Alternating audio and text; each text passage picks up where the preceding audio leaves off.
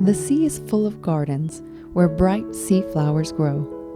Some of them will thrive in deep water only. Others love the shallows where the sunshine comes and brings them bright colors. Fair as are the gardens upon land, the sea has even fairer. And the strangest thing about them is that many of the gayest things that grow in the sea gardens are not plants at all. Curious make-believe lilies and asters grow there, and nod and wave in the water as flowers on the land wave in the wind. There are coral gardens too in the sea, where graceful shrubs and branching trees grow. The coral trees are covered with bright blooms and leaves that seem half flower and half jewel. Big and little burrs, mossy and green and brown, lie in the lily beds and walk around in the coral gardens.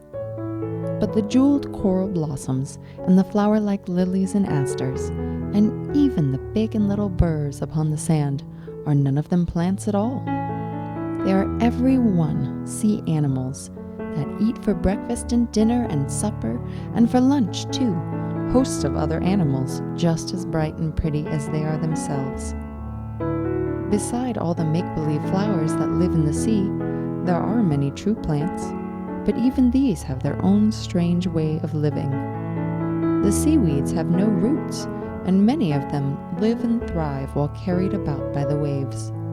Others cling to rocks and shells with what look like roots, but are only suckers or holdfast.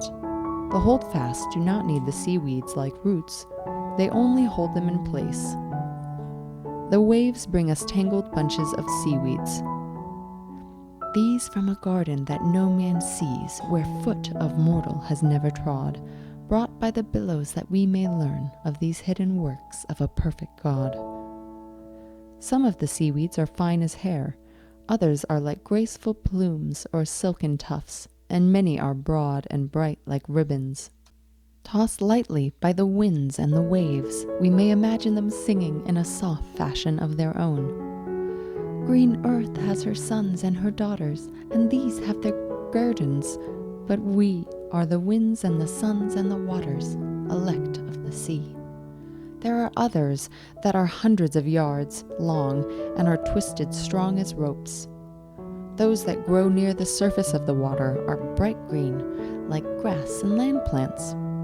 The lovely pinks and brilliant reds have their homes in deeper water, but as they are not stay-at-homes, are often found in shoals and tide pools.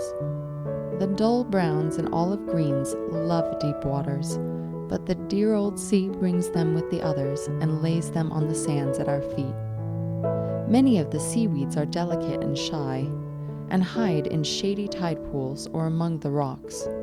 We must seek for such as for shy land flowers if we could find them. But how they all love the curling waves! Many varieties that look more fragile than flowers are borne unharmed through stormy tides. They even ride gaily in on white billows that break against great rocks with a deafening roar. To the seaweeds cling millions of little sea people who, if they do not entirely escape notice, may be taken for seaweed blossoms or mermaids' jewels and hidden pearls. With a glass that magnifies, still other beauties and wonders are to be found, too small to be discerned by the eye alone. Oh, the water world is a fairy